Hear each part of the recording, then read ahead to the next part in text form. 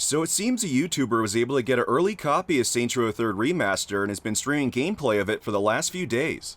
It's not entirely known how they got the remaster, but I thought it'd be cool to check out the gameplay and point out any differences or updates in the game.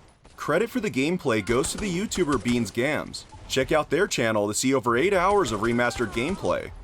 Anyways, let's start by taking a brief look at minor UI changes. The background of the main menu has been altered from a view of Steelport to 3D shots of the Saints. Even the loading screens have been changed to the sweet pic of all the Saints members.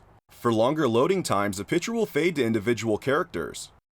The in-game phone is slightly changed too. Screenshot mode has been removed, plus cheats and stats have been taken out of the extras menu and placed on the main home screen. Store menus haven't changed much, except for the background of rim jobs.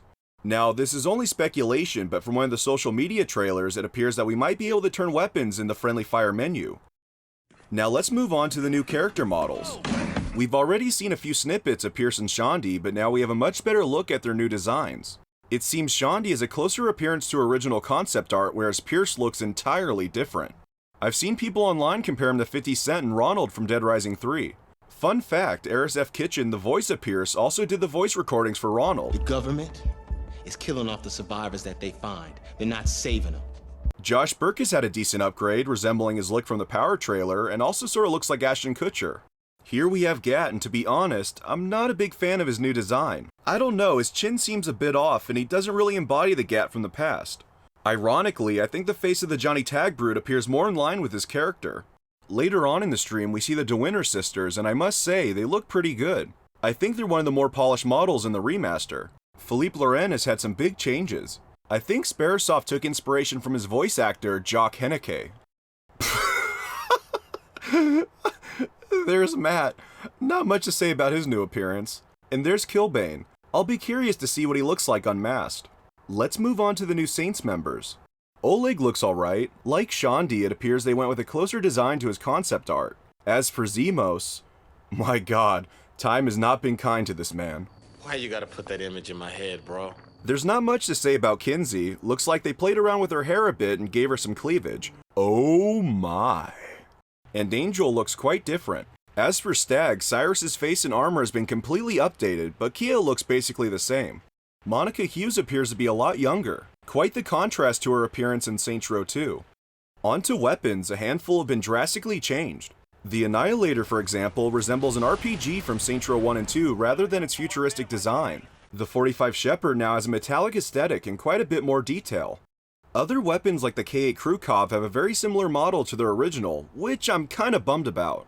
I've never been a big fan of the green color scheme and would have much rather seen something similar to the older Saints Rows or the original design from the 2009 Vertical Slice build. Now, one thing a lot of people have been wanting to see more of is the new dynamic lighting and weather effects. During the day, it looks pretty good, but I'm not sure I could say the same at night. There are sections of the city that are nearly pitch black, and if there's fog, it just doesn't look good. Thankfully, these issues appear mostly in the lesser played areas of the map, so I don't see it being a huge problem. Although, watching the streams did bring up some other concerns. For example, the lip syncing seems to be a bit off at times and certain characters barely show any emotion.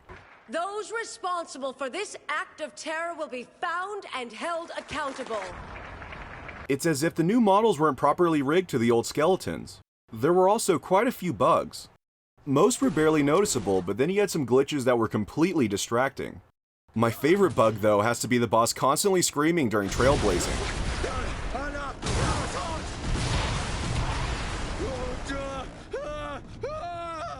However, I should mention that this is an early copy. There may be a day one patch that fixes some of these visual issues and glitches. Let's get out of here. So yeah, there you have the biggest changes I've seen from the remastered streams. I probably could have gone into a few more things, but we'd be here all day if I discussed vehicles and NPCs that suspiciously look like John Goodman. Anyways, I hope you enjoyed the video. If there's anything you noticed and would like to share, please leave a comment below. Like always, thank you for watching, and I'll catch you guys next time. I think Sparesoft took some inspiration from his voice actor,